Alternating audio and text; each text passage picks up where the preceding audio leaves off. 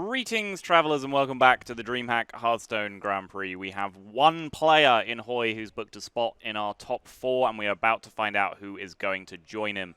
Joining me on the desk is the illustrious duo of Lothar and Firebat, and we are going to have the privilege of casting the game of RDU and BoarControl. Lothar, once again, you get to be on the desk for your boy. How do you feel? Yeah, and now I'm more prepared with the Tempo Mage as well, because I played it, well, a lot of games yesterday. Yep. And I have to admit, those Flame Strike are just insane. Really. Yeah, I mean, I was sat in the hotel room with you, and just every time you're just, sat by yourself with the iPad and just kept poking up like, dude, this Flame Strike, every time, every time, it's crazy. Yep, especially with the Falnos and the Cold Sorcerers at the same time, so you can play Coin and both of them, and you have 6 damage Flame Strike. I actually killed that Twin Emperor like that, and 2 other minions. And my opponent was like, basically, okay, I think I give up. Yep. That's it. Firebat, are you converted to the ways of Flame Strike in Tempo Mage yet?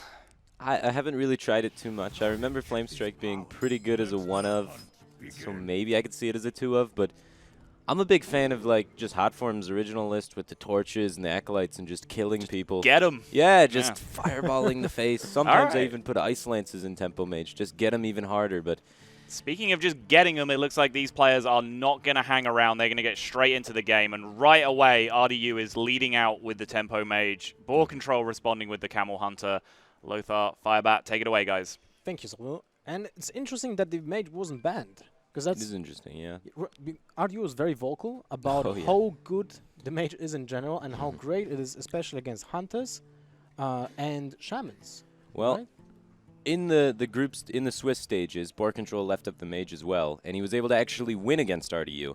So I believe he's just keeping his ban consistent, trying to go the same exact route about it, and just it worked last time. Let's try it again, Correct. So the Mage, although RDU screams consistency, Tempo Mage has never been an archetype in Hearthstone that's always consistent. They have some kind of fundamental flaws with that, having very limited amount of proactive 1-drops. They basically only have Mana Worm on 1. All their other 1-drop spells are very subpar if you don't have that Mana Worm with it or Sorcerer's Apprentice or things to go with it. But RDU's been preaching that there's a lot of consistency with it nowadays because of the additions of Cult Sorcerer and things like that. They can help out the deck a lot. The Cult Sorcerer is one of the most important cards right now in the new archetype, let's say like that, because it changed a lot of, not only the way it changed the way the deck is built actually. There's like more minions. More minions. Mad Scientist is cut alongside the secrets, right? So again, actually 2 slots for more, let's say, synergetic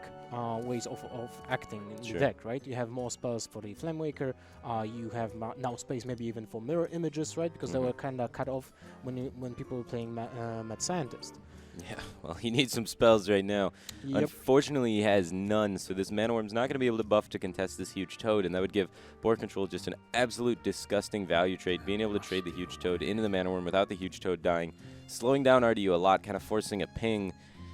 And it has to happen. It basically does. He's falling behind on tempo here. He can either choose to ping this turn or he could ping the following turn. He could offer up the Sorcerer's Apprentice as maybe a sacrifice, and then the Mana Worm will stick around because BoarControl would be too afraid to let that live and not take the value trade on the Mana Worm, just killing off the Sorcerer's Apprentice.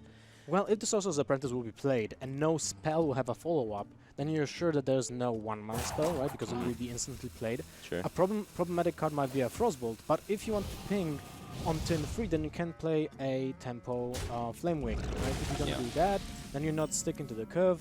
And having a 3-mana 2/4 on board is not even great, especially against Hunter, who can just play Animal Companion. And if he rolls a Nisha, then you're in a really bad spot. But I think it's worth to just play on curve in this situation, just to be ahead of the Hunter at some point. Yeah, you can't let the Hunter get ahead, especially going into the mid game, and that's where the Hunter excels, is those later stages of the game. The early game, they're supposed to be weaker. You're supposed to be the one winning the board in the earlier stages of the game. I imagine we're going to see the Flamewaker come down from RDU just to kind of contest this minion. There's no coin in the hand of BoarControl anymore, so he can't get the Hound Mastery active this turn. There shouldn't be ways that he can easily make this Huge Toad trade up. Yeah, unless there will be a Leok, which makes the trade like really something that BoarControl would like to see, because that allows him to not only trade with the minion, but also to get the 1 damage to his opponent's face. While something that he draw right now, the Camel, is not exactly great. He does get the Leox, so he doesn't have to win a 50-50 here. He is going to be able to clear that Flamewaker right up. And the Hunter being ahead on board, that's right where you want to be. But RDU's Tempo Mage is kind of weird. It's got some like later stage high value cards. It maybe is strong enough to outvalue the Hunter later in the later stages of the game, because they do have the best answer to Call a Wild in the form of Flame Strike. Yep, exactly. So maybe, even though this isn't like typically how the Tempo Mage wants to be winning the game, they want to be ahead at this point and just controlling the board, taking it away from the Hunter. They potentially can use the Flame Strikes and the Ragnaros and the Yogg to come back in the later stages of the game and pull ahead.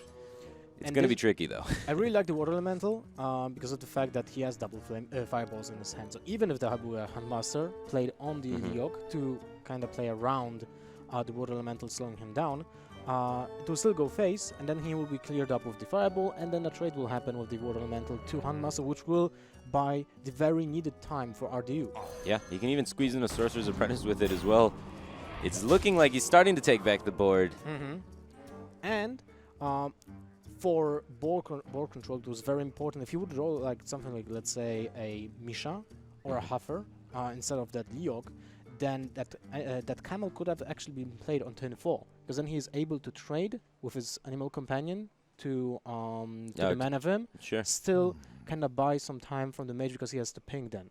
Right? If it's a Huffer, an example. But he didn't roll it, so that Camel is now sitting awkwardly until there's a point in the game where you have already a 3-attack minion on the board that can spare an attack. Yeah, you have to be able to deal with the Mana Worm when you pull it out with the Camel. And it doesn't look like that time's coming anytime soon here. He's got facing down 2 pretty terrifying minions. The Water Elemental threatens to freeze him every turn and stop the bow charges, and that Sorcerer's Apprentice threatens to allow RDU to play all of his spells at 1 mana cheaper, allowing for cheap cycles off Arcane Intellect, allowing for cheap removals while developing minions. So it's really scary, but at the same time, I don't think you can just play Eaglehorn Bow here, because you're locked out by the Water Elemental. Well, you can kill it, right? Then you... And then you're frozen. You lose, of course, 1 turn. But then in turn 7, so 1 turn before Call of the Wild, you're still able to kill something. But at the same time, you need to be proactive as fast as possible. So it seems like the Tiger will squeeze more, let's say, interaction with the board, right? It does seem that way. But he is opting to go for the Eaglehorn Bow and play out the injured Cavaldir, taking out the Water Elemental. He just feels like if he plays the Tiger here, he's going to be frozen forever, and that bow is just never going to be active, I guess. Well, he has few outs. There's 1 Unleash the Hounds.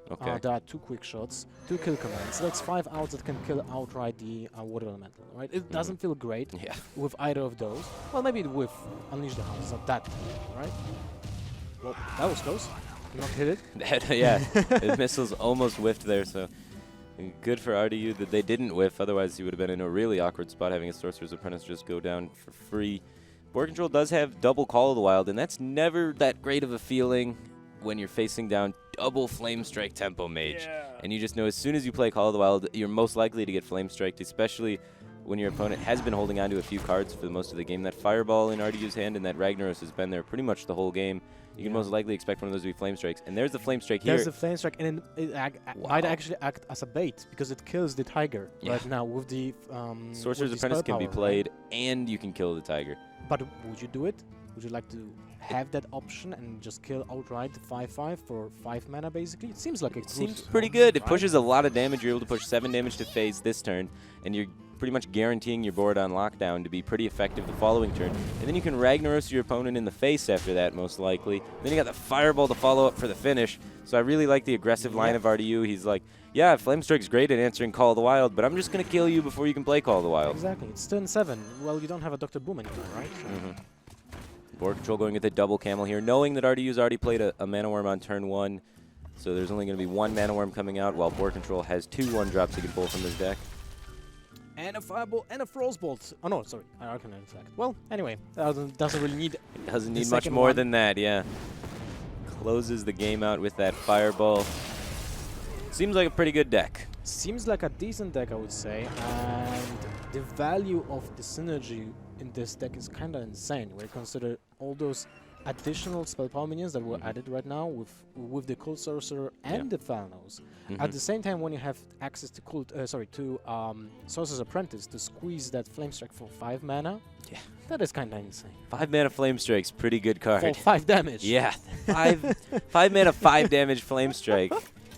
It's pretty insane. We didn't even get to see like the highlight card of the Tempo Mage, which is the Arcane Blasts. With all those spell power cards in there, those Arcane Blasts oftentimes get to 4 or even 6. 6, yeah, definitely. It's a good answer to almost every single minion in current format. There's no powerful Death Rattle minions.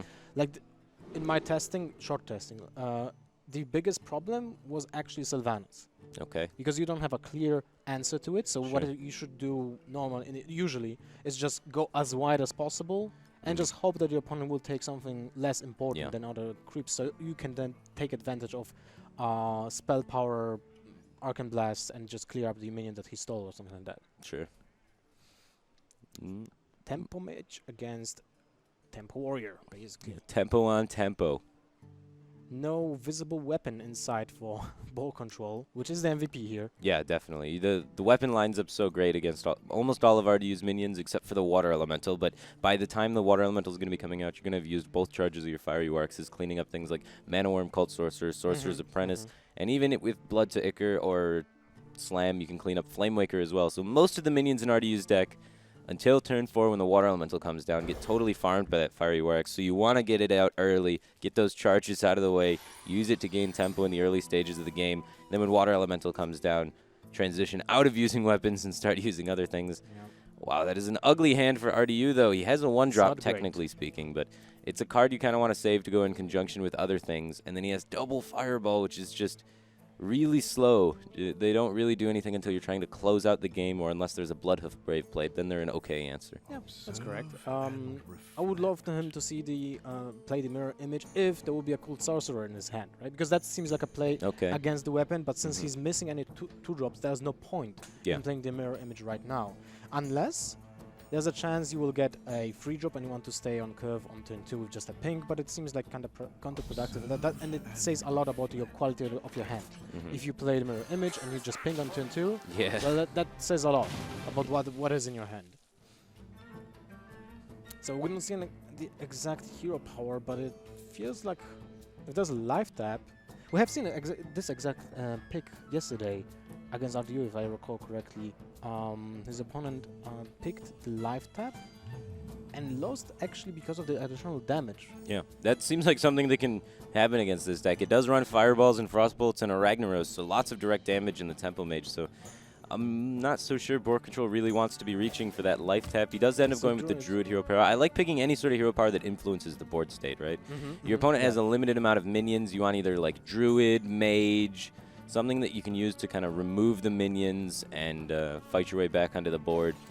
Because that's how you're going to win the game right here. The matchup is a Tempo v Tempo matchup, literally in the name of the decks, Tempo deck versus Tempo deck. And Tempo decks rely on board control to win the game. It's all about being ahead in tempo, being ahead on the board. RDU picks up a Mana Vamp for turn 2, which is, well, perfect right now. Yeah, absolutely perfect. And he's able to protect it with the mirror images, so it's not being threatened by the War Axe by any means. Interesting fact about the Druid hero power is just acting as a infinite version of Blood to Ichor for the weapon, right? Sure, yeah. It just because the Blood to Ichor is so versatile, because it acts like that Mortal Coil in Warlock to just finish off those pesky 4 HP minions with the swing of the axe. Yeah. So that Druid hero power will be very impactful, but not. It will be not until those 2 mirror images are still there on the board. So. Do you just start weaponing them down now? It seems so like inefficient, and you don't feel good about it. But maybe the optimal play is probably considering maybe just hero powering and using Finley to trade into one with his hero power. But he wants to have the axe up so that the following turn he can coin a Kor'kron Elite. Yeah, exactly. Found. That's something, right? It's not too bad. It's not too bad. He was really hoping to find a spell, buff that Mana Worm up so he can get the value trade on the Finley. But yeah, I feel like you have to cycle it. The quality of your hand is pretty garbage right now. Like, you have a play for turn 4, and then what? So I imagine we're going to see the Thalnos come out here. Sometimes you want to save it because you can get the spell power buff. He is going to save it. Yeah. Says, I got a turn 4 for next turn. I got 2 draws at trying to find a turn 5. It'll happen. So I like this ping because of the fact that you have 2 options for turn 4. if your opponent doesn't have a way of clearing the mana Vim, so let's say he will not go into the Corcoran Elite coin, so he attacks into mana Vim, right? Okay. Then you can just play Water Elemental. If he goes for the clear, most likely with the Corcoran Elite, because that's the easiest way to clear it, then you have a Falnos and Pink to play into that Corcoran Elite, and then force your opponent to have to hero power the Thalnos. Otherwise, you threaten to be able to trade the Thalnos and ping again. So he loses a turn 4 play, so there's no Bloodhoof Brave. If there will be a Bloodhoof Brave, you then got there's the an Fireball. option. Yeah, you have the Fireball. If you don't have the Fireball, then there's other consideration to be made, because BoarControl knows how many spell power minions are in this deck. That if there's a Thalnos already on board, and you have a Cult Sorcerer and an Arcane Blast, it just kills outright. Yeah. That Bloodhoof Brave for 1 mana. Definitely gets a little scary pretty quick. Missiles drawn for RDU. He is just going to opt to throw down the Water Elemental. It directly contests the Corcoran Elite. The Corcoran Elite can't trade into it and kill it, so it's a pretty powerful minion on the board, but the one thing you're scared of when you drop Water Elemental is the Execute, as it's one of your bigger minions in your deck. Aside from Ragnaros and Yogg-Saron, Water Elemental is the next priority for Execute, and it's all about tempo. It's all about being ahead on the board. You don't want to wait for the maximum value out of your cards in this matchup. You just want to be able to get enough value to stay ahead, so I would not be too surprised if we see an Execute come out here. But there's another option. You can go for Blood to Ichor, Whirlwind, Battle Rage to draw 3 cards, and then trade with the Corcoran Elite. Then trade, okay, yeah. Because you gain 3 cards that might affect heavily how you develop the upcoming turns, right? Because he's kind of low on minions. Sure. And he needs those minions to win the game. But at the same time, the Execute will not find a good target until turn 8. Yeah, and you're using Blood to Ichor and Whirlwind for that conjunction, leaving yourself with no Execute activators. So he's going to take a middle of the road here between our two plays. Your play was like the pure value play, and mine was the pure tempo play, and he's going for the middle of the road play here. He's getting some value off Battle Rage, but not as much as he could have had, and he's also executing and getting the tempo. I like this. Yeah, I like it a lot too. It's right in the middle of what we were saying. It's pretty cool. Another one of them. Well, that's actually cool, right? It works great with the Thalnos and the missiles here, maybe to clean up that Corcoran lead and get RDU back on the board. He's really, I think, needs to start cycling this Thalnos. Try and find more minions. He's got 2 fireballs in his hand, and he just wants to be the one being the aggressor, being ahead. If he's ahead on board and he doesn't have to really use these fireballs for removal without developing anything, then he can get minion chip damage while using the fireballs, and that's really what you want to be using them for. So the thing is, do you consider playing Thalnos just Arcane Missiles and have a 50-50 which can be followed up by a ping if you fail at the 50-50, or you risk the situation and you just go with the Mana Vim, Thalnos, and then Arcane Missiles because you have the buff on the Mana Vim, and if you don't roll the 50-50, well, kind of sucks, right? I would have went for it. I would have went for the gambler play and just played the Mana Worm with it, but RDU takes the safe route. He considers it, thinks about it, and wants to make sure that Corcoran Elite dies, so he has the ability to ping it if it doesn't work out. But this way, he lost 1 attack on his Mana Worm. He doesn't feel that the attack's too relevant, and it's really not that relevant. Yeah, exactly, right? Well, let's see what will be the response for BoarControl. He needs to think what can happen on turn 6. The biggest baddest minion on turn 6 is Faceless Summoner, but this guarantees that the Mana Vim stays on 1 attack. Does the 1 attack actually, bother you? Not really. Not really. So, do you want to? Do you have an answer for the turn 6 biggest baddest minion? If not, then do you consider having having draw available in the upcoming turns? And it seems like he is thinking about it. Yeah, he goes with the Acolyte of Pain. I don't know how worried you have to be about the Faceless Summoner, though. It's a one-of. It's a one-of, right? It's the only 6-drop in his deck, and there's only 1 of it. But he does go here with the getting the Acolyte of Pain out, trying to prioritize draw. I wouldn't have totally hated the Frothing Berserker, but it does seem like he doesn't feel like his hand's strong enough. He wants to find more Whirlwinds and Ghouls or whatever he can use to combo this Battle Rage and just additional weapons and removal to keep up with RDU's hand. Well, there's the end game in RDU's hand already. All of it. He's got both Fireballs, which are pretty much finishers, and he's got the Rag, which is another finisher, and Yogg-Saron, the final boss, the super last finisher. So how many spells did we see? We did see a Mirror Image. We did see an Arcane Missiles. I think that's it. Yeah, there's only been 2. Well, that kind of sucks. Yeah, the Yogg-Saron is kind of low power level right now, but as the game goes on, I'm sure it's going to get a lot bigger. RDU has a lot of spells left in his deck that he will likely be finding, starting with the attack on the Acolyte of Pain, seeing what he draws. Well, that's kind of nice. You can follow it up with a Blood to Ichor on the Mana Vim. get another draw with the Ravaging Ghoul, and you still have 2 mana left to either ignore the board state and get The Battle Rage. the Battle Rage value, or Sure. just use the hero power to finish off the mana event. Yeah, he's drawing so many cards.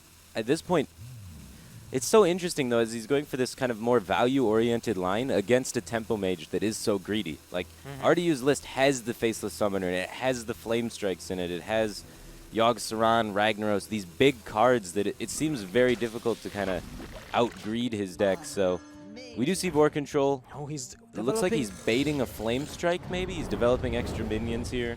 Yeah, he's banging out the Flame Strike, but I actually think that if the Flame Strike would be in RDU's hand, it's actually beneficial for him. Like, by a lot.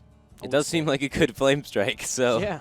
Yeah, and the RDU has the potential to have it here as he runs 2, but he doesn't have it. He's going to go with the Ezra Drake. It's still like a pretty solid board for him. The Ezra Drake gets to clean up the Armor Smith pretty cleanly. He's got the ping on the 2-1. Not too bad. Gets to protect his 4-2 Drake. Well, that's an interesting board state for RDU, because he's kind of running low on threats right now, because I don't think he wants to play the Ragnaros on a board with a 1-1, so if that 1-1 still is there, then he would rather consider drawing cards. But, let's think. BoarControl is not playing Variant Vryn in this deck, so Okay. that also affects the way that RDU will think about his potential plays. Yeah, BoarControl has a lot less value in his deck than RDU does. So as the game goes on longer and it gets slower, you have to start giving an edge more towards the Tempo Mage. You just because of the cut of Variant Rin, basically. Just that one extra huge bomb, you know.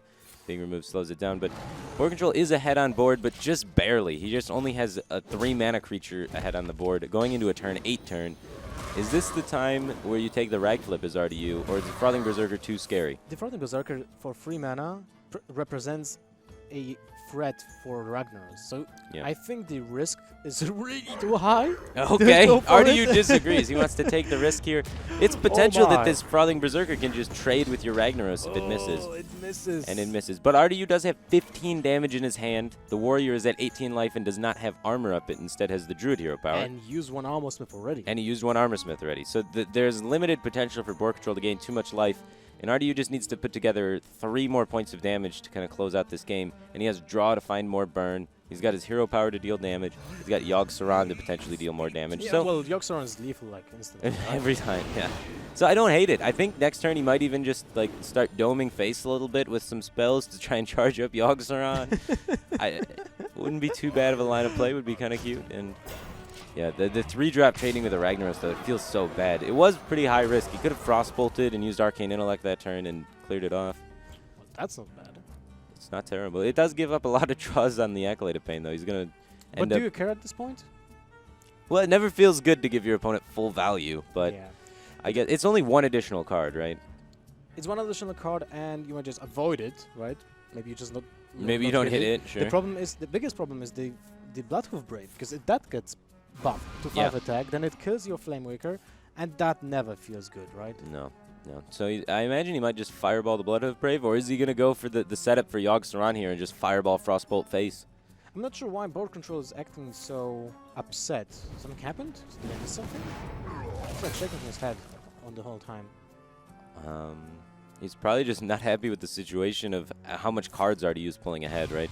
I keep talking about like the value of RDU's deck being higher, and you can see like the hand size here as the game continues on. RDU's just maintaining up with him, and Well, this Malkorok is a gamble as well. yeah, sometimes you can get Cursed Blade, and then you don't have the weapon to follow it up so you can destroy the Cursed Blade. yeah. So if that happens, you actually die. I would like to see Malkorok come out, though. You're able to squeeze in the hero power, get that extra armor. And it's a Perdition Blade. Not too bad. You get a punch face, get in both charges of the weapon. The following turn, maybe you can get a Ragnaros to go face. Then after that, you just Grom Slam, and you may be all good to go. Maybe. But RDU will now put some force on the board to play around basically everything. Mirror Image is insanely valuable. Yeah. After you have seen Ravaging Ghoul and a Whirlwind. Yeah, it's so good against Tempo Warrior, especially since they don't have brawls or anything like that. They kind of have to run things into it, and you can get rid of the 6-5 and make sure that the weapon has to go into it and still have a taunt remaining to protect yourself against Corcoran Elite or Gromash or any other chargers that may be in the deck. So we do see him go with that line. He's developing the Flame Waker, getting out those taunts. He's going to put in a lot of chip damage and empty out all of his cards in his hand before leaning on that Yogg-Saron. And I really like that because this makes Yogg-Saron a lot better for you, because if you happen to get unfortunate with it and get that Astral Communion and discard your entire hand, you've already emptied it. So I really like this scenario. No, you kind of have to. It happens more than you think it would. So, but BoarControl able to punch through those taunts. He kind of has to use a slam inefficiently, but he's able to get through. He gets the Grom to connect with the Flame Waker, so cleaning that up always really good. And RDU's in an awkward spot here. He has the ability to remove Grom with Fireball Ping, but then he develops nothing this turn. He also has the ability to ignore Grom and just drop Faceless Summoner and maybe set up the Fireball for the following turn by pinging Grom. And he has the ability to Yogg-Saron and just cause a bunch of random things to happen. Yeah, well, he doesn't really get threatened by that Grom, right? If he goes for this Faceless Summoner and just ping Face, or even Fireball just this turn, right? Yeah. So you set up 9 damage to the face. You put 2 minions on board, 3 minions on board, sorry, and then you have a follow-up with the flame. With the Yogg. So if your opponent doesn't kill you and there's no chance or no way of killing you, you might just win next turn. Yeah, I wouldn't have totally hated going for Faceless Summoner, but I do understand killing Grom. It's pretty scary. So he does end up going with the kill Grom play, and he's now has to face down a Ragnaros, and he may have to lean on Yogg-Saron to be able to remove this minion. See, it hits the Water Elemental. That's a huge swing. Something that we didn't see happening for RDU, and that's a decent option. You don't necessarily hate the Ragnaros being on board there, because it just can hit your face. It could. And that is like 0 effect on board. 4 to minion. He's just setting up the Yogg-Saron, getting a few more spells played in. He's put up 2 threats on the board, so Ragnaros usually can't kill both at the same time, and being frozen, BoarControl can't use his weapon to clean up this 4-2 minion, so Ragnaros could potentially hit a less valuable target. That's correct. So this turn, BoarControl has to be thinking about, how do I play the most defensive way I can? Yeah. And that, of course, means he needs to play the taunt minion. And now for RDU, there's an interesting situation, interesting board state. Do you want to play the Yogg before the attack Or after the attack? A lot of times you want to be making the attack to increase your chance to clear with things like Starfall or Swipes or Avenging Wrath. But he is going to just go after where he's going to hold back on the attack, see if he can get some buffs on his minions first maybe so that they can get higher value trading in, or he gets what additional have spell, additional draw. There's a sap play on his opponent, oh, and he goes gets on a the taunt! So that's 5 damage to the face if the minion sticks around to be there. Blizzard goes down, God. the board's now frozen. Holy Fire, which will it kill 5-5? Yeah, it kills the 5-5. That's Final not good. Fusion doesn't do anything, but That's a big minion. that is a big minion, and he has still a card draw. Yeah, and BoarControl has no execute. Both Fireballs have been used and both Frostbolts have been used. So RDU is very limited on the burn options remaining in his deck, and that Battle Rage might be able to draw into an execute that can clean up this Yogg-Saron. And once that Yogg-Saron's gone, RDU is almost out of threats, but the counterspell... The counterspell is insane. Denying 3 cards for BoarControl here. Just absolutely vicious. People are on tilt. Yeah. And probably not only in this venue. Yeah. Wow. But still, RDU does not have additional burn spells in his deck, right? There's no torches in the list, and he's used both Fireballs, both Frostbolts. Both Frostbolts? Both Frostbolts. Okay, well, he has still 1 Arcane Missiles. Okay. And 2 Arcane Blasts. 2 Arcane Blast, but the Arcane Blast can't go face. Yeah, but it can clear up the help to clean up the Bloodhoof Brave. Yeah, to pave the way for Yogg-Saron to connect twice. Because that Yogg-Saron has actually 9 attack. Yeah, it's just so close, but just not quite enough to finish out the game for him. BoarControl still trying to figure out the best way to react. I assume he's going to just have to throw down the taunt minion. And he's just valuing, do I want a hero power this turn? How important is getting this 1 life compared to getting more things on the board? And he's going to end up going for the hero power. Is he going to swing the weapon at the face or play around the bear trap? That could be super impactful. Well, it can be also an explosive trap, and you want to trigger that as well. Definitely, definitely. So the Ragnaros hits the Yogg-Saron, knocking it down to a reasonable health total. If there's a way to get through this Bloodhoof Brave, this will be very important to Yeah. RDU if he gets to clear. Well, BoarControl is really tilting. oh, the Flame Strike could be played this turn, but it does not quite make it through the Bloodhoof Brave. It leaves 2 minions still alive at 2 health, so it's just not quite good enough in this situation, and Yeah. you can't pair it with spell power or anything to make it happen. Well, it's still a okay trade, I think. You kill the Bloodhoof Brave and then you play Flame Strike, or just go wide with 2 additional creatures. But I feel like playing the Flame Strike will be more important. Yeah, that Frothing Berserker is very scary. Your Yogg-Saron's still alive, so you've seen a 1 Ravaging Ghoul, 1 Whirlwind. So in RDU's mind, there's a good chance that this Yogg-Saron is still going to either connect for 9 or eat up a Ragnaros shot. He is unaware that, of course, BoarControl has the 3rd and final remaining Whirlwind effect in his deck in the hand, so really good for BoarControl, though. Being able to clean up this Yogg-Saron, take back the board. He has Ragnaros left. He's at 10 health, which doesn't feel great, but he has an Armor Smith in hand, and RDU is completely out of burn spells. So he's just barely, it seems like he's able to outlast RDU's deck. And RDU has no more endgame. He played the Faceless Summoner. Yeah. He played the Ragnaros. He played the Yogg-Saron. So his deck is kind of running low on value right now. That's an Arcane Blast? Yeah, it is. Yeah, this isn't the time for 1-mana spells. RDU just wasn't able to get far enough ahead early on, and BoarControl's strategy of just going for the value, trying to prioritize card draw in a lot of situations is really working out for him here, as he's seemingly outvaluing RDU's deck. Still, 2 minions will come down and clean up the Ravaging Ghoul. So one of those minions most likely will survive the entire turn. Yeah. And BoarControl still doesn't know if it's a freezing trap or not. Exactly, yeah. He has no idea what kind of trap it is. He just knows it's not It's not it's not snipe, and it's not dart trap. Oh yeah. Yeah. It might be misdirection. It could be misdirection. He is yet to go face, so. Okay, so he knows it's not snake trap. Yep. It's kind of funny, right? When you have to like second guess everything, because you had all the information, you had all the deck lists, and now you're like, Yeah, no idea. Yogg-Saron will do that to you. Missiles for RDU, obviously not what he wants to be seeing. These are the cards he needed earlier on in the game to be able to grab onto the board and keep it away from the Temple Warrior, but he is going to set up your attempt to try and clear, and he gets close to it, and now he's able to ping the Arathi Smith down to be able to remove it the following turn with a ping. He's got plenty of mana, so he can expect to be able to ping again and again and again. So how many cards are left in RDU's deck? I guess around 6? I have no idea. We can't see the back of the deck, so it's hard to predict, but I Yeah. imagine he's running quite low. We've seen him play 2 Arcane Intellects this game, and the card draw from Azure Drakes and whatnot, so he's been really going through his deck a lot. Here comes the bear if there's the attack, And it and gets killed by the weapon. the weapon plus execute to take down the bear. There's not really many... Execute? No, you don't need to execute. You have the Oh, you have the hero power. Yeah, yeah, obviously. Okay. Flame Strike? Not really helpful right now. Well, it's still okay, right? You can kill the Corcoran, but do you want to go for it? I don't think so. Your I don't think opponent so. already played the Grom, already played the Ragnaros, so you getting additional 4 damage, not really that big of a deal. Exactly. But the problem is that even if your opponent will draw a minion, he might just not play it. And that's about it.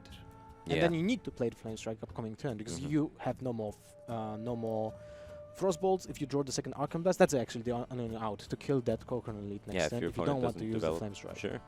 Yeah, so I think the line you want to be taking is maybe just pinging the Corcoran Elite, just kind of not showing that you have Flame Strike, setting up your Arcane Blast potentially. Well, can you bluff in this situation? Because your opponent exactly knows the deck list, so he can go like through. In his He mind. probably will assume that it's Flame Strike, right? Yeah. So maybe it's just not even worth to pretend it's not. Yeah, I guess So just pinging ping face face. is just better than negate the effect of his hero power. He is just going to go with the Flame Strike this turn. okay. Well, Not too bad. I guess he came to the conclusion that the bluff won't work anyway, right? So let's just go for it. 2 cards left for Board control. Yeah, he's really running out of steam here. He's running out of. He has 1 card left, and that 1 card left is. Oh no! I'll check the deck is right now. We're gonna keep it, everyone, like in check here. Wow, this is coming really down to the wire. Oh, I don't like this. No. If you play it, you know that your opponent didn't use one Blood to Ichor. Do you want to That's give true. him that Blood to Icar right now? Yeah, that is kind of scary. Wouldn't it have been interesting if RDU maybe pinged his own minion to play around Blood to Icar? Oh my god, that is a huge minion! Karen Bloodhoof Yeah. coming out of that's the last card. That card provides a lot of value. I imagine BoarControl is really considering maybe executing this minion, just counting out the fatigue damage, figuring out how much damage is he going to take over time. Can he afford to actually use his face to kill this minion? Otherwise, will he die in fatigue? And he's taking the face damage? Yeah. I was just counting the damage, and it doesn't feel like a great plan. He's going to be taking... 1 damage next turn. Well, he can heal for 1 as well. Well, no, then the ping is also 1. So, yeah, 1 damage, and then he takes 2, and then he takes 3, so that's 6, and then he takes 4, so it's 10. So he has, It's 3 turns. well, 4.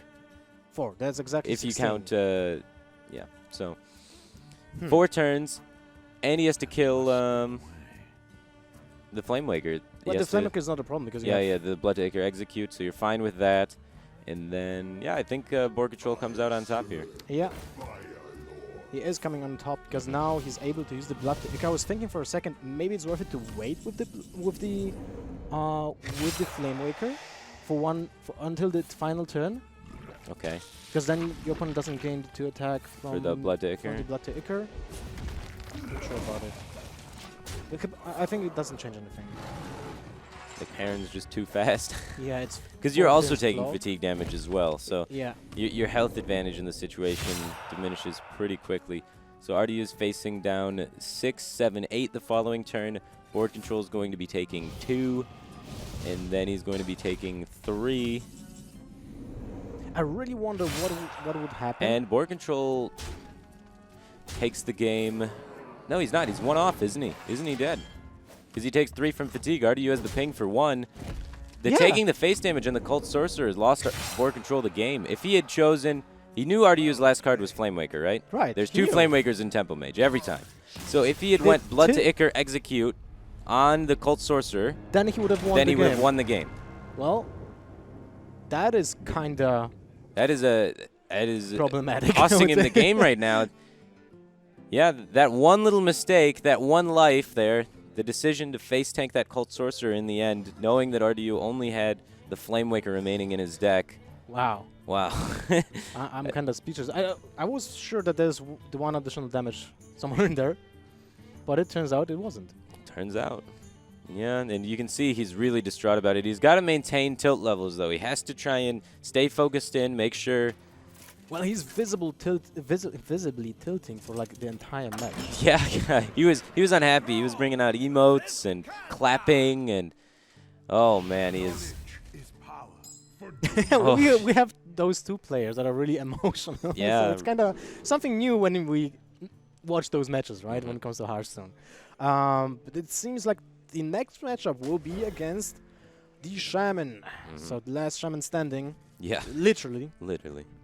If there's any deck that can really come back in a series when you don't feel like you're in the greatest of spots, I think everyone would say that deck would be Shaman. Yes, So I agree. He still has some semblance of a chance. Obviously, it's a lot harder in this stage, and there's Mana Worm again for RDU. He's headed on turn 1 or 2 every single game with his Tempo Mage, and if that's a good way to tilt your opponent right there. Yeah. I'm surprised RDU isn't kind of playing off the tilt because BoarControl is showing so much distraught and kind of throwing out an emote with that Mana Worm or something. Well, well, he's now kind of shaking his head. I was thinking, is there maybe a way of playing that Mana Worm on the upcoming turn, just to play around? No, basically not. Because No, it's really great coming down on because you buy tempo from your opponent, but if he wants to use a 1-mana spell. Yeah, if on he uses turn 2. Rockbiter on turn 2, he's not playing Totem Golem, and that's like the biggest thing in the early game. You do not want your opponent to have the freedom to play a Totem Golem out. Yeah, yeah. Yeah, you want to be trying to deny that. Correct. That's their power minion in the earlier stages, so. Mm-hmm. And then from RDU here, he has Arcane Intellect at a reduced cost, and he can maybe even Arcane Blast coin ping if he wants to. Oh my. But wow, with that Flamewaker drawn, I don't think he's going to do that. I think he's going to hold on to it. Yeah, just pass the turn, right? Next, in the upcoming turn, you have 7, 8, He can go coin Azure 9 Drake. damage, right? He can go coin Azure Drake and then Arcane Blast for 4 on 2 different targets as well. That's one option. Yeah. Or just Flamewaker, and then you have 6 damage divided within the board, and 4 damage in form of Arcane Blast, which is also not bad, because then you have a follow-up with the Fireball for a 4 drop. Yeah, it's right? Either way you do it, it's looking really good. Both options are great. Yeah, both options are great. Like when we're discussing RDU's turn here, it's not really going to be about what is like his next turn. It's going to be which play is better of these two amazing plays, which is usually not what you do. You're not trying to find the best play. You're just playing even better best plays. I don't know. It gets kind of ridiculous with how good his hand is lining up here. Still, the Doomhammer will be problematic. But he lost 1 dog by the weapon. Yeah. But the Doomhammer does contest minions and could potentially trade into a lot of things. Now, this is ridiculous. That is ridiculous. That's the best That's of the both best plays. Yeah, exactly. This is like the mix-up. Yeah, it's this keeps happening. We both suggest a play, and then somehow they get the ability to do both at the same time. This is just insane. One hit was actually used on a wolf, which is not that impactful. Oh, another one on the wolf. Not lining up to be as spectacular as he wanted. Not perfect. Well, actually, you know, stuff can happen when it's random effect, but it's still a great opportunity for RDU to just push for whatever he can. Yeah, he's pushed so much damage with this, and there's going to be 6 more damage being pushed. The Flame Waker looks like it could be sticking around. Because if you don't kill these 3-2s, and you try and kill the Flame Waker by double hitting it this turn, that doesn't work. Those 3-2s are going to hit you in the face, and then you're going to have to kill them, and it's just so much damage. And RDU's hand is so small that I think BoarControl can feel pretty safe. There's not too many spells remaining in it, and leaving the Flame Waker up is not that big of a deal. But the pressure does not stop from RDU. He's just curving straight out into Azure Drake here. Already down at 14 life. BoarControl's getting kind of desperate, forcing himself to have to use Lava Bursts as removal, which never feels good as the Shaman. And that's a card that's supposed to go face. Takes 4 damage in the process of killing the Flame Waker. That is 6 damage from just a 3-mana card that also had synergy with 3 spells. And RDU has used 0 of his burn spells, right? He has both Frostbolts left and both Fireballs. Yes. That's 4 outs just to finish up the game completely. And he has card draw in his deck and 28 life, so he has time to draw a bunch of cards naturally by even taking turns. And he knows that his opponent doesn't have a Lightning Storm in his deck, so by going wide in this situation, he's buying more time, and he gets the card for additional finishers. He just needs 1 Frostbolt, and it's game. Yeah, it's all over from there. And, well, that is really not looking good for BoarControl. He needs to get lucky with this Totem Golem. That's pretty good. That's pretty good. Well, it's not bad. It's not bad. He's going to use the Flame Tongue Totem here just to negate damage from the Cold Sorcerer. Probably regretting not doing that in the previous game, but... 1 additional damage from the Blood Mage Thanos. He did his job. Definitely did his Drew a job. card, dealt 1 damage. Yeah, RDU. It's turn 7 for Flame Strike. Yeah, clean up the board and stall more time to find those burn spells if he needs to do it. I think that's a good play. Yeah, just take away the Mana Tide totems your opponent's not drawing any cards. Remove all the threat on the board. Give yourself more time to try and find that additional burn spell. BoarControl knows that he doesn't need to play the thing from below this turn. He can play it though, because he can fit it with the Argent Squires. That's the beauty of the card, that can discount it with something that you want to play anyway. Sure, yeah. It's a 5-5. He needs to put on the pressure. He knows he's on a clock here. He knows he has a very limited amount of time before RDU is going to find the burn spell and kill him. So he just needs to push and be as aggressive as possible. He saw the Flame Strike come out, so he feels pretty confident about the minion being able to stick. That is kind of crazy. Yeah, the images could potentially line up a ping to the face, allowing RDU to use his own ping on the face, and then set up the lethal of the following turn with Fireball Ping. So Mana of Him has no potential value in this turn, so you can, but you can still play it if you want to ping. Yeah, you want to use your hero power for sure. Exactly. Yeah. So any kind of ping from the Flame Waker that goes to the face is insanely valuable. Well, RDU's running out of time here, honestly. Like we've been saying, it's in such a great spot. His start's so good. He has so much time to draw the burn spell, but he's got to hurry up. If we look at BoarControl's hand, Doomhammer Rockbiter's 10 damage, and then on the board there's 9 more. He has 19 damage. The mirror images are going to slow it down a little bit, but RDU's reasonably looking at this turn and then the next turn, and that's it. He's only got like 2 turns really to string this together. Otherwise, he could be in a lot of trouble. So this ping is really important.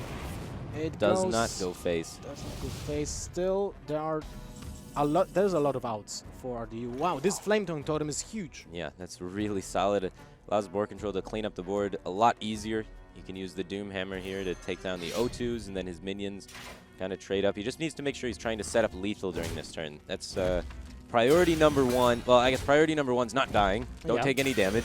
Priority number 2, figure out if you can set up lethal in any way. So he's going to make sure when he trades, all of his minions kind of stick around. He's able to push 5 to the face, and that means he has lethal the following turn. That's Yogg, which is not playable this turn. Not going to do it. RDU is going to have to use this Fireball defensively so that he can potentially Yogg next turn if he reads that there's a Rock Biter in the hand of BoarControl. It's still lethal with the Rock Biter, whatever he does, right? Whatever he does. Well, no, he can Fireball, and then he can kill the Argent Squire, so that's not enough. He's picking up on the fact that it is a Rock Biter, so that's a good read from RDU. The Rock Biter hasn't actually been there that long, but he's able to pick it out, and he's leaning on the Yogg Saran on the following turn to try and close out this game. BoarControl picking up Tuskar Totemic. Well, do we see the lethal with the Yogg this turn? There's no lethal with the Tuskar Totemic. He could have gotten a Flame Tongue Totem for the lethal. So, went for the 1 and 8 there. Not close enough. He's setting down RDU down to 2 life. 2 life is very good. No, this is good. Yeah, I know, but I don't like the Yogg that will come down right now because it will decide the entire game, right? BoarControl kind of played around the Yogg, though. By setting him to 2 life, because now if RDU plays the Yogg, he could very well kill himself. Well, you know, what can you do? He has to play it. So BoarControl has a really good setup here to try and play around the Yogg, and we're going to see if he's rewarded for setting RDU down to 2 life, or if the Yogg is going to close out the game here. Nothing important happening as of now. Renounce Darkness. Into a Mage. Frostbolt. Nope. Rock Biter on himself. Nope. Nope. Frost Nova doesn't help as well. And that's it. That's it. Okay, so the Yogg didn't decide the game. No. Very healthy for us. Very healthy, very healthy. What did decide the game, though, is RDU not being able to pick up another burn spell with 5 turns at attempts to try and find a burn spell to close out the game. That was really impactful. He wasn't able to find it. Even after such a great start, he maybe had turns where he could have squeezed in extra pings to face to try and close out the game. So looking back on it, that would be the only thing that really you can... Were there any situation where he could have done that? During like the Flame Strike turn, for example, he could have instead of Flame Strike and just ping face, try and get more value out of the Flame Strike, slow play it a little more, and decisions like that. It's really hard to see in the moment though, because you're like, yeah, as long as I kill everything, I'll just find. Right? Yeah, it's a great Flame Strike. I'll just find a burn spell, and you know, squeezing in those pings. Something to think about. I'm not saying like it's necessarily a misplay what he did. I'm just saying like there's definitely other lines you can take, and who knows what's the highest % chance in the moment. But looking back on it, you can kind of figure it out if you try. Well, he had actually 2 pings that went from the Flamewaker to the Spirit Wolves, and neither of those went face. If one of those went face, he could have set up lethal. But I'm saying he could have intentionally just used his hero power himself. Yeah, I know what I'm saying. They're just rewinding the whole game. Yeah, he got pretty unlucky there as well, But he got lucky with other stuff. He got lucky with other stuff in the beginning, yeah, for sure. Now it's Zoo versus Shaman. So another matchup that in theory favors RDU, but he was favored in the first match against the Shaman with the Tempo Mage, at least to his knowledge. Okay. I'm not so familiar with the matchup. I don't know. I just assume Shaman's favored against everything, right? Is it against Zoo? No, it is definitely not against Zoo. Zoo is one of those decks that can really beat up on Shaman, but BoarControl has teched in the Lightning Storm in his Shaman deck, and we do see him keep it off the mulligan there. You're correct. I totally forgot about the Lightning Storm. Yeah, he said that he hadn't really drawn it in the Swiss portrait at all, so he doesn't know if it's actually that great or not, but it is in there to try and help his Shaman be able to counter Zoo. Or not really counter, but have a chance of winning. For these situations like this, when you're down on your luck, you're down 2-1, and you're leaning on your Shaman to come back and reverse sweep the series, and you know your opponent has Zoo, teching that 1 Lightning Storm and sometimes get lucky. Yep. And now that's a great turn for BoarControl. He can even finish up the Flame Imp and develop a 2-3 minion on board. The problem is he doesn't have a follow-up, so you have to just totem up, which is not terrible, because he... Well, he's going to be overloaded. He's going to have to do nothing. So that's the downside is being unable to do anything. But still, I think it's worth it. You don't want that Flame Imp sticking around punching you in the face. You can't just play Tunnel Trog and pass. The Flame Imp will then just kill your Tunnel Trog. You can play time and go for the Lightning Storm. So pretty greedy, I would say. Yeah, you could just keep waiting for the Lightning Storm. That seems overly ambitious. I think you go for it. The other option would be to wait until next turn so you can hold on to the coin, and then next turn go Tunnel Trog Bolt, and then try and go coin 3 drop on turn 2. On the next turn, your turn 3. But he chooses to go with it immediately instead of waiting a turn on it, which I like. It contests a lot of the 2-drops from Zoo. Knife Juggler now is a 2-2 instead of a 3-2, so you can kill it. Dark Peddler is only a 2-2, so you can kill it. Direwolf Alpha is only a 2-2, so you can kill it without dying. You just value trade into so many of the potential drops from the Zoo Warlock deck. And he curves out with the Ardent Squire. Well, this was very important. Absolutely huge, yeah. Just this is a board-centric matchup. Being on the board is priority number 1. And board control has the board against Zoo, which typically speaking is the deck that's going to be better at getting the board control. But RDU picks up the Mortal Coil off Dark Peddler, which is really a great tool to help him get back on here. And he has 2 1-drops, and both of them kind of have Divine Shield. So seems like a good way of developing the board. As you just said, it's all about board control. Yeah, absolutely. And those little 1/1s, even though they don't have too much power, they just are so annoying to remove, and the Zoom can oftentimes buff them and make them super annoying. So RDU has to take into account that there is the Lightning Storm in this deck. So it all depends how greedy he wants to be with the board, how many life taps he wants to squeeze, or how if he does want to bait out Lightning Storm as soon as possible and develop then afterwards, right? It's really like a fine line you got to walk, because if you extend too much on the board, you get Lightning Storm and lose. But if you extend too little onto the board, then they don't even have to Lightning Storm, and they just develop into it and you lose. So you got to really find that key balance, and the 7/7 coming out for board control, this is where it gets kind of tricky. If you don't have the Power Overwhelming or the Gormok or anything that can clear the 7/7, sometimes in this situation as a Zoo player, you would just be ignoring it, and then that's when the Lightning Storm can really punish you. But having Gormok here perfectly drawn just in time answers up that 7/7 really cleanly. He can trade in some minions and make sure it's moved out of the way. So if Lightning Storm does come out, board control isn't able to be pushing 7 damage while it's happening. So. And the Lightning Storm doesn't really look that great right now. It kills only the Knife Juggler and the 1/1. So I think he actually needs to use the Lava Burst again. Yeah, I think so as well. The defensive Lava Burst. And it was able to work out for him last game. He was able to clutch out the win just barely by just defending long enough. But Zoo's a little bit different than Tempo Mage. It doesn't run out of steam. You can't just defend it long enough. It will just keep swarming and swarming and swarming. The life tap hero power, so powerful at that. But RDU does have double Doomguard in his hand, which means one of them may be discarded, lowering the entire value of his deck by a little bit. But this seems like a decent target for Lightning Storm this time. And let's see if he rolls high on the Defender of Argus. He rolls low, and that is a huge problem. Additional minion on board. It's not the fact that it has to attack. It's the fact that it represents an ability to deal with whatever can be played by the Shaman and just trade up.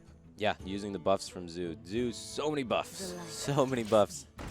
So instead of what his original plan was probably just a Rock Biter down the 2/2, but with the Argus sticking around, he chooses to go with the Argent Squire instead, which kind of directly contests the 2/1. RDU is able to get one of these Doomguards out, and he taps to try and be able to preserve the other one, and he is able to preserve the other one. He does lose the Power Overwhelming, so he loses a little bit of burst from his hand, but not that much burst. He still has 5 that he can deal directly from hand, and it's looking tough. It almost looks like GG. There's still a way to kind of play defensively for one turn, but it doesn't represent any way of winning the game, right? If you just go for the thing from below, you probably just lose. You lose anyway, right? Because you don't have a second Lightning Stone to follow up. If you would have that, I would love to see the thing from below, because most likely Doomguard will kill the 5/5. And then it sets up your Lightning Stone. Exactly. But in this situation, a defensive play needs to be made. Yeah, I like this from board control. He realizes, if I things from below here, my opponent's going to continue snowballing the board and I'm going to lose. Sure, it could keep me alive for an extra turn, but I need to lower the cost of these so I can play them both next turn, have a big tempo swing, come back on the board that way. And he takes the risk, is not rewarded for the risk, but I feel like it's the only way he had a chance of coming back in that game. And well, there it goes. 3-1 for RDU. It was a very emotional match. Yeah, very emotional. Subtle, what did you think about the emotions flying in that match? Yeah, I mean, BoarControl is kind of that guy. He's one of the most expressive players that I've ever seen play the game. And yeah, he was throwing his arms about. He was giving the sarcastic rounds of applause to RDU for some of the plays. And that's just kind of the way he is. And like, I'm a big advocate of when you're playing Hearthstone, just like do you. Like, as long as you don't let the tilt actually consume you and affect your play. Like, if that's who you are, if you're the expressive guy, don't try and like put pressure on yourself. Just like, you know, behave naturally. But it's always a question for me of like how much does BoarControl let that affect him in terms of his plays going forward. But I think he played reasonably well overall. There was no sign of actual tilt. Yeah. So I think overall, like, you just need to, if you're an expressive guy, just, you know, let it rock. But there was one thing when he traded with that cool sorcerer with his weapon. Oh, yeah, that may be because of tilt. He did forget that there was a Flamewaker as the last card of RDU's But we have RDU here. Yeah, I was going to say, let's not keep RDU waiting too long. Radu, Tempo Mage did work again, but you needed that Zoo to clutch it out at the end. But you must have felt good, right, Zoo, going into Shaman to seal the series? Yeah. If I would have lost with the Zoo, I had like a very unfavorable matchup afterwards with the Hunter, so I was in a pretty rough shape, but Zoo or Tempo Mage should have gotten it. And yeah, Tempo Mage is probably the best deck call, according to how the meta is, that I have ever done in my career. And I have to like send a super special shout-out to Laughing that helped me a lot with like some stats and like predicting the lineups and like to see what decks are like the best on paper, like statistics-wise. According to like the expected meta field. Nice. That's kind of ironic, right? That you worked with Laughing to figure out what deck to bring, and you ended up bringing a mage deck that wasn't Freeze Mage. I mean, Just because expert at Frostbolts. Just because Laughing is the best Freeze Mage player in the world doesn't mean that he forces other people to play Tempo Mage. But yeah, it's still well played. I mean, I want to talk about the game that did go all the way down to fatigue. I don't know if like you picked up on it, but BoarControl just miscalculated the cards that were left. If he'd have executed your 3-2, he had Blood to Ica execute. So if he'd have just Ica executed your 3-2, he actually would have won the race on fatigue. So he just straight up, and I don't know if he forgot what your last card was or if he counted the damage wrong, but if you'd have lost that game, do you think that would have had like a really significant impact on the overall series? I don't think so, because I had a Camel Hunter, which is like specific to beat the Warriors. I even practiced the matchup, especially even versus BoarControl's deck. I practiced like last night a lot with Tom Fleur, another person I want to like shout out. And in the testing, I just like destroyed the Warrior. Of course, if he draws 5 Warriors on like perfect hand, he would be my Hunter. But on paper, I would like get the Hunter, and then he would beat my Hunter with Shaman, and then I would just play the Zoo and straight back to the Zoo and the series. Like my lineup is like, I feel it very well. I feel like it's super consistent. Makes sense. Well, you are now the second player to book a spot in top 4. Like, what would it mean to you to be a repeat DreamHack champion? Because that would be like one of the like it would be right up there in the top tier in terms of achievements of what people have achieved in Hearthstone so far. It would be cool to be like the first person that wins 2 DreamHacks overall. Like I don't think anybody won 2 DreamHacks. It was very close. Like I know Gara was in the finals, but Taj beat him at Bucharest, at DreamHack Bucharest. Some long time ago, but it would be like a really cool achievement, and then I would only need to like add BlizzCon to my list of achievements. Like that's like the only thing that misses from my CV. Yeah, well, I mean, you're down that road. You pick yourself up a nice chunk of HCT points already, so you're in good shape for summer prelims, right?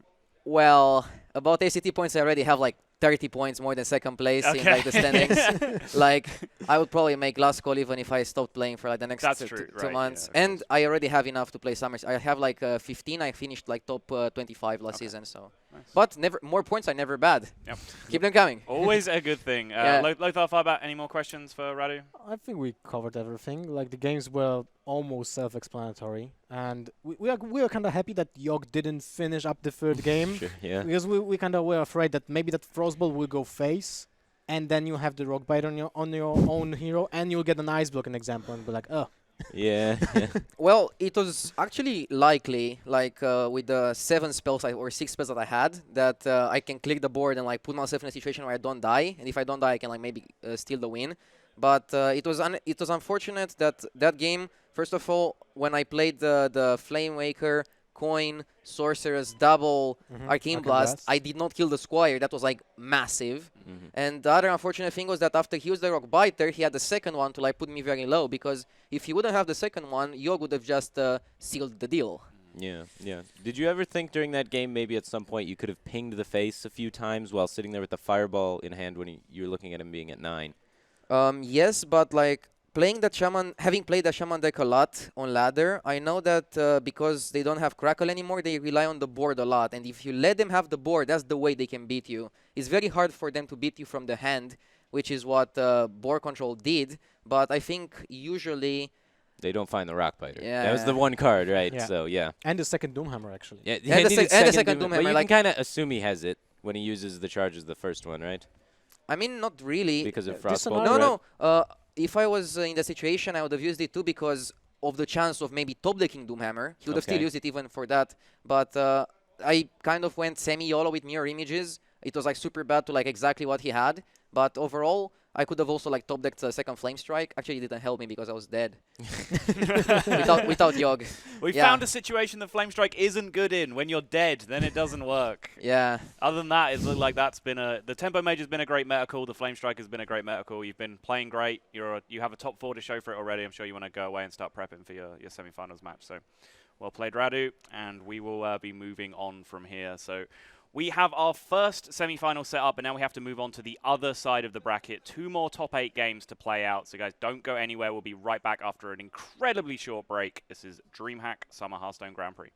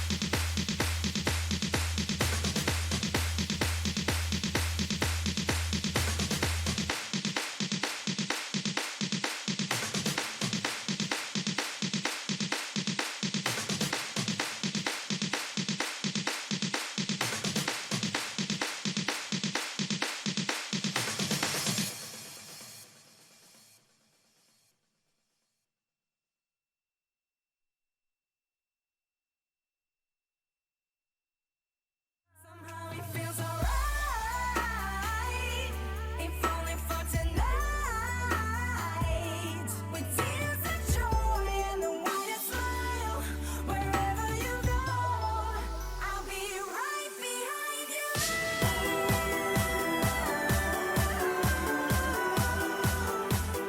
Right behind you.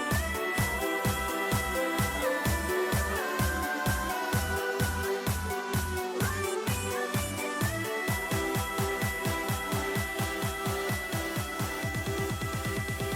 Right behind you.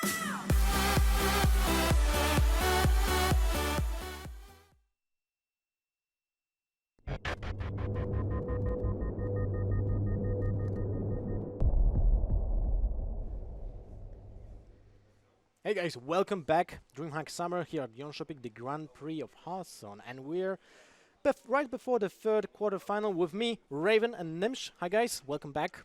How you doing, guys? I'm doing really good. I mean, the 2 games we've had so far have been pretty insane. Some crazy matchups overall, especially the last set was one of the most intense games of Hearthstone I've ever actually seen. So pretty happy so far. Not only from the in game, what was happening in game, but about how the players reacted to the plays, right? So it feels like we're kind of lacking that kind of behavior from the players from time to time when they're like super, emotional to what's happening in the game. That's really brings up the heat. Definitely. I mean, in Hearthstone, you have 2 kinds of players. Like some players, they just keep the poker face. They are super calm. Like Hoy doesn't really react if there is a curse blade or Skaka. not. Or Skaka, yeah, definitely. But some players like RDU, BoarControl, AK Wonder, they can really show emotions and shine. And well, I really like when people show emotions, but on the other hand, for the professional integrity of their behavior, it's probably better to never show emotions because then you like give away some information about what you have in your hand. Did you draw a good card or bad card? Yeah, or then you have a player like Life Coach who is stoic the whole time, but when something crazy happens, he is just going insane. Yeah, yeah, exactly.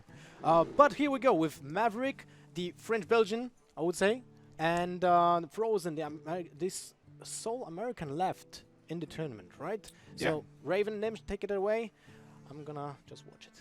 Thank you That's so all much, I have. Lothar. Okay, so NA versus Europe, an eternal struggle. Yeah, that will never end, the debate there. But it is going to be Frozen versus Maverick for this third match of the day. And Frozen choosing to start with his Rogue. And we cast Frozen yesterday, and he started with his Yogg Druid and ended with his Yogg Druid as a pretty devastating 3-0 3-0, win. yeah. Yeah, so that was pretty cool. But now we get to see him play Rogue on stream. That's going to be awesome. And Maverick with the Hunter. Yeah, definitely. And both decks are interesting, but overall, let's talk about the bans as well. So Frozen was able to ban Shaman from Maverick. And this was the aggressive Shaman that worked really well for Maverick last time. And from Frozen side, the deck that is being banned is, I believe... Druid. No, it's not Druid. What is it? What's the last deck? Because I only seen him play Druid, so I can't remember what the last deck is.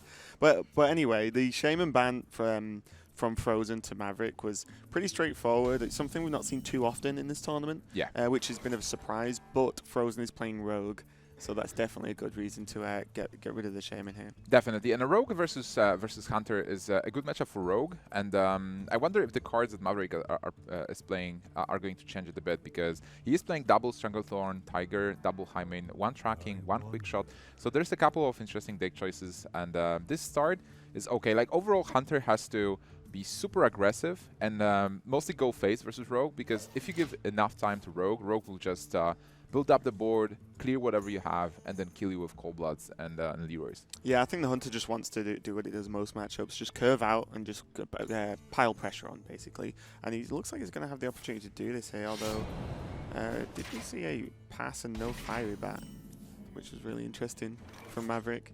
He has two Fiery Bats in hand and didn't play one on turn 1. Yeah, so his plan here is to play both on turn 2, and if you play a Fire Bat on turn 1, it just dies to the weapon, deals 1 damage to the face, and then next turn you play Fire Bat because you have nothing else, it just dies the weapon again. With this, at least, if the weapon attack happens, it heals 1, but the other one is going to survive and do some damage on board. Yeah, and we might actually see... There's a couple of options here for Maverick now. He could just go Deadly Shot, he could coin into the Wolf. Deadly Shot allows the bat to live, but he knows it's going to die anyway from the weapon, so there's a chance that if you run the Fire Bat into the 3-3, it could actually kill it off with the 1 damage death rattle, but it is a 50-50. Yeah, it's tricky because you would like to have a play, but then if you go for Infested Wolf with the coin, you will not be able to play Stranglethorn Tiger on 5, and then you basically just float mana on turn 4 without doing anything, unless you expect something like a Tomb Pillager to happen, and then you can Deadly Shot on 4. But it's tricky. Like it definitely depends like what happens with the 3-3. But do you even risk it? Like because you might even just go for face for 2 damage and just pressure Rogue to attack into your minion. But yeah, looks like he's going to go for the trade, see what happens. He does hit face. That's definitely not what he's after, and he will go into the Wolf. And the thing is, though, if he uses the coin now, he doesn't actually necessarily, other than Deadly Shot, have a next turn play. But with 2 High Mains and a Tiger, the odds on him drawing something to play next turn are actually really high. yeah, definitely. And oh man, like that hit was so important because he just loses this Infested Wolf easily to the minion attack and then loses one of the spiders to weapon attack as well. And then there's a Tomb Pillager that I've mentioned, which is a really good target for the D-Shot. Possibly he can also play Violet Teacher, but it's probably not useful this turn because you can't really follow up with spells and create the 1/1s. What do you think? Like, what would you go for?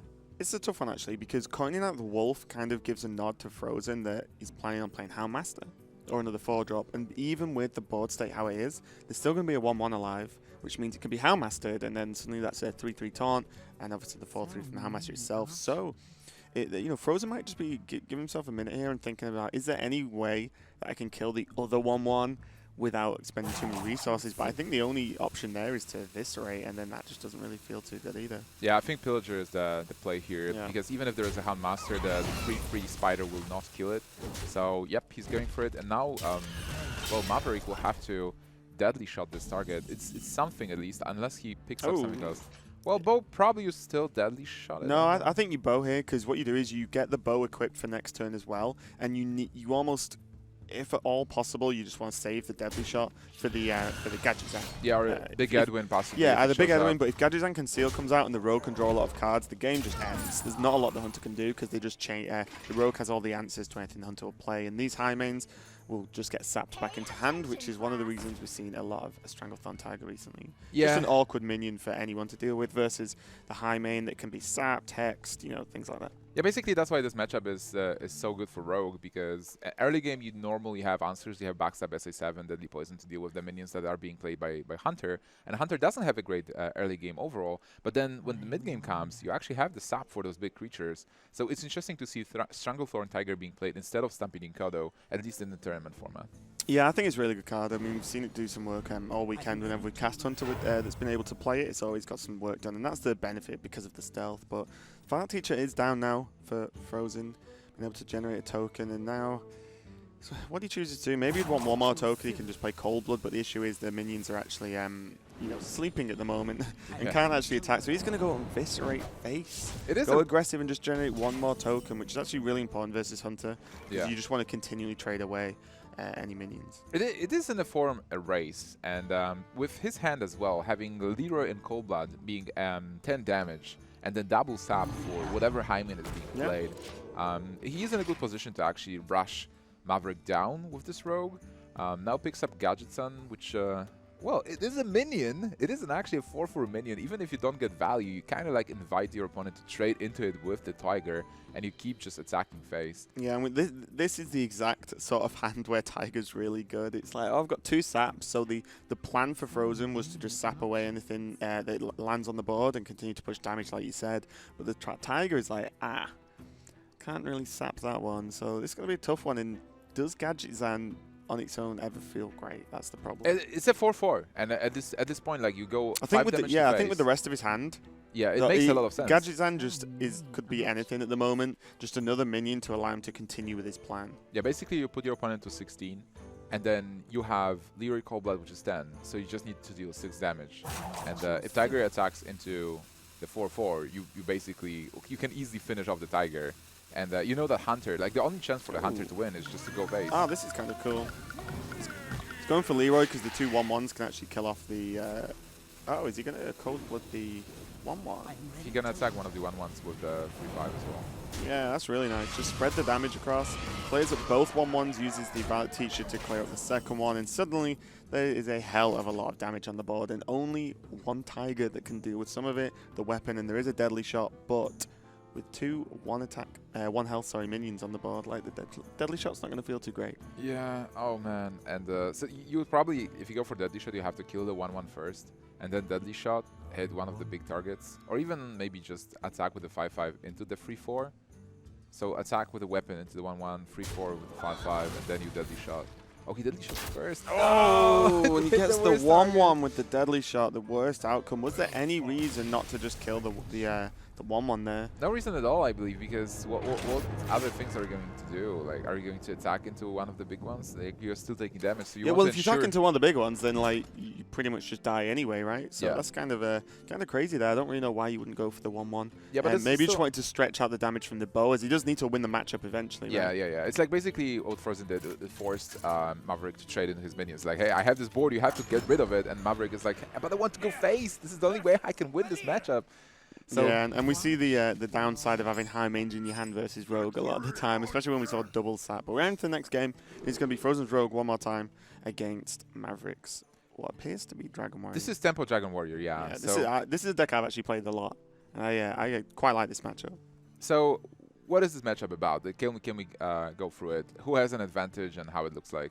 Yeah, I mean, as always with Rogue and versus any form of aggressive deck, if they get the cards like Backstab, SI, and Frozen is on the coin, which is a big deal, then they're going to have a pretty good chance here. But a lot of the time, the Dragon Warrior can actually just go quite aggressive while still putting down good taunt minions in forms like Twilight Guardian potentially, and still have those Corruptors in the deck for some additional burst.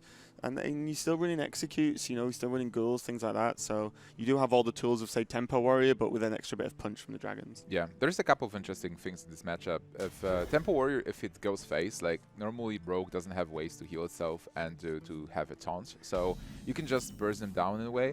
And on the other hand, if Rogue just continues going head-to-head against you and he goes for Gadgets and Conceal, you normally do not have an answer for that. Only possibly Ragnaros can hit that Gadget-san.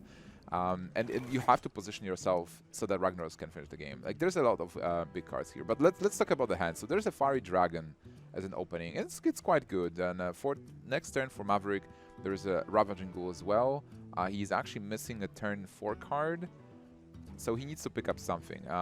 What about Frozen? Yeah, I mean, Frozen Hands is looking okay. There's the backstab, like I said, he's on the coin, so he can accelerate his hand a little bit, but he's not got the SI 7 agent, which kind of sucks. As that would be a really nice turn this turn to coin SI, because Battle Cries can target the 3-2 on the board there, unlike spells. So this is kind of a tough one.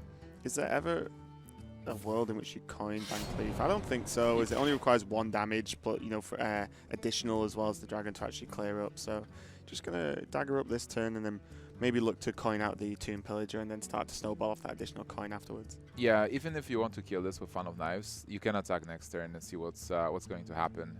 If there is a Ravaging Ghoul, your Fan of Knives will be pretty cool next turn. He might be thinking about attacking into it now so that he uses Fan of Knives next turn and then finishes off something else that's being played. But yeah, or even if he attacks into it now, there's potential that he can just attack in again next turn, kill it, and then coin Tomb Pillager. Yeah, also. So definitely there's some merit in thinking about it. What do you think? Would you attack into it now to just like take this amount of damage but be able to get ahead on board with the Tomb Pillager next turn? Yeah, I think I probably would. You need to set up a way to kill it, because if you don't attack it and then another minion's put down and that's high priority, then the dragon's still going to chip away. Whereas with the chance of using the second charge of the weapon or having Fan of Knives to be able to clear it up, then you've got multiple options depending on what your opponent does on his turn. So I kind of like this attack. Oh, there is a Steady Shot and Fire Blast. Interesting. So Steady Shot will be able to provide more damage every turn, but Fire Blast will enable Maverick to have this ping that kills the minions. Like if there is a 4 health minion, to just finish it off with the Fire Blast and maybe Fiery War Axe. But he goes for face here. There's already 3 damage dealt, and this turn 5 more. So this is a lot of aggression coming from Maverick. Yeah, I think normally you want to lean towards a hero power that can affect the board, but in this matchup, you can actually just pretty happy with just getting the Steady Shot there, because Maverick's not really under any pressure, and then he can start to stack up pressure on the road really quickly. That Edwin is going to be huge. Yeah, the prep was pretty awesome here. You can go into prep, Fan of Knives, clear the board, and play Edwin, and that is the power of attacking with into the dragon the previous turn. You just set up multiple chances of killing it off quite efficiently. Definitely. So there's no execute for Edwin right now at this moment. What do you even do? I think you just smoke run. Just go face. Yeah. Yes. You've chosen the Hunter Hero power, so you want to be be aggressive, put on the pressure. Obviously, the 8/8 can start to race you back. But what are the other options? I mean, he could Blood to Ica, play Ghoul, but then the Blood to Ica will be on, or he could do it the other way around if he wants. So he'd have a 2/2 and a 3/3 on the board with 1 damage on the Van Cleef. But those 2 minions still don't trade into Van Cleef, but he could Corcoran next turn. I'll just play the Blightwing Corruptor for additional 3, but it just feels so awkward. Well, the thing is, like, if you go Corcoran, go face, you put them down to 18, and then next turn you can go Corruptor, put them down to 15, and you will have a Crusher, Draconic Crusher being a 9/9. And you try to force trading from their side, but you also know that this is a Leroy deck. Yeah, and I think the problem is as well, if you go with Corcoran and the style of just going completely full aggressive, and they can answer your minions and then hit you in the face with Van Cleef, you're going to lose that race. As Van Cleef being 8 attack, obviously, will just catch up on the damage you've dealt so far and then surpass it. And the Rogue kind of excels at dealing with minions efficiently, as long as they've got the decent cards, although he has already seen Backstab. Is there a Conceal on the left-hand side? I believe there is a Conceal, right? Yes, it is, yeah. So with Conceal, you can actually be aggressive on your side as well. But then we have the SI7 picked up. So with SI7, what does it change? Like you can coin SI, but it's probably not the best. I think move. you could even actually play Violet Teacher, coin Conceal. Yeah. Because then you've just seen Ghoul, and this deck doesn't normally run like Whirlwinds, any too many other like Whirlwind effects. So you've just seen Ghoul, you can actually just go wide, Conceal, protect the minions, and then push and trade next turn with the Violet Teacher and the tokens, whilst being able to just go face with Van Cleef. He decides to go for Tomb Pillager and just goes face. So it's again like, just I'll go your face, and I invite you to trade into my minions now. Yeah, because he just has to, because he will lose this race. That's the problem. Even with Hunter Hero power, even with Corcorans, the Warrior will lose against an 8 attack minion that is not being dealt with. I think this is pretty straightforward. Blightwing Corruptor to clear off the 3 damage on the Van Cleef, but you can see the Tomb Pillager already just kills off the Corruptor itself. It does, but you do lose the board, and there is still a 2/2, so you will have to do something about it. There's a second Conceal. If you actually conceal last turn, he will be able to conceal again. And now he has to play and trade into the board. So what do you do here? You can still go into Violet Teacher, right? You will have 2 mana left, so it doesn't look that great. And if you want to trade a 5/4 into 5/4, you probably start with Azure Drake to see what you draw. Yeah, it's kind of rough. I think you might even just go Violet Teacher this turn. Violet Teacher conceal after an attack, of course. I think maybe Violet Teacher. Well, you you could trade into 2/2 and then conceal. You have 7 mana, so you can double coin SI, I guess. Oh, of course, after trade you gain double coin, yeah. Yeah, Yes. this is better. I forgot about the coin from the Tomb Pillager after the trade. This is way better. All right, so you set up, you clear the board and you set up a board on your side. You still have double conceal. There is no whirlwind effect for now. And next turn, Maverick can just play a 6/6, which can be sapped. There is no sap though, but it is something that has to cross his mind. If I play it and it gets sapped, I just lose this game. But then, what's the better play? Like Korkron doesn't do anything. So, if you Corcoran into one of the 1/1s, makes the trade kind of awkward. But then again, you're just not doing damage. And you could squeeze in a hero power, which would help, but I don't know, I kind of just like the 6/6 here. The Corcorans you might want to play on turn 8, or over the next 2 turns combined with hero power to do like 6 damage every single turn and stack up there. But it's just, Maverick's just kind of lucky that there's no sap in hand, because the sap would really just pretty much end this game, I think, at this point. Yeah, but even with the sap, at the moment Backstab being 3 damage, clearing the board, and Frozen isn't bored, and he has the minions, and there is no way to remove them. You can, like, Maverick can only play 1 minion a turn, and you can even conceal this board just in case, but you don't have to. You're good. You have everything you want to win this game. Yeah, you don't need to conceal, especially if you have gadgets on. You can actually just conceal. It's just 2 1-mana cycles. Why not? Because, as you said, you're so far ahead at this point that you're not really bothered about guarding them anyway or wasting a conceal over multiple turns, because you will just win in 1 turn after a gadget is on anyway. So now you can Korkron and Fiery War Axe to deal with the 4/4 and deny the spell damage. And Fiery War Axe doesn't actually do much. Yeah, that's the problem, isn't it? If you Korkron, you're almost forced into killing the Drake because you're quite low on health now, and obviously the damage is only going to keep coming. And then if you Fiery War Axe, you just kill a 1/1 or go face, in which, same thing. It just doesn't really do too much here. It's going to be the play, though, because Maverick doesn't have too many more options. And there is 5/6 damage. Yeah, going for face makes sense because just killing 1/1 doesn't change anything. You still take this 1 damage, and you want to position yourself to be able to win somehow. I don't know what he can get. Well, like, yeah, I mean, like, you put yourself in a position where you do have the hero power, and you do have another Korkron elite and the second charge of the weapons. So you do start to stack up some damage, but as we can see, it's going to be very, very difficult to deal 20 in the next turn, because with the conceal, unless a ghoul comes out maybe, and even then, it's pretty much going to be game, as there's going to be no armor generation from the warrior here. yeah. I wonder if Fire Blast was a bit better there.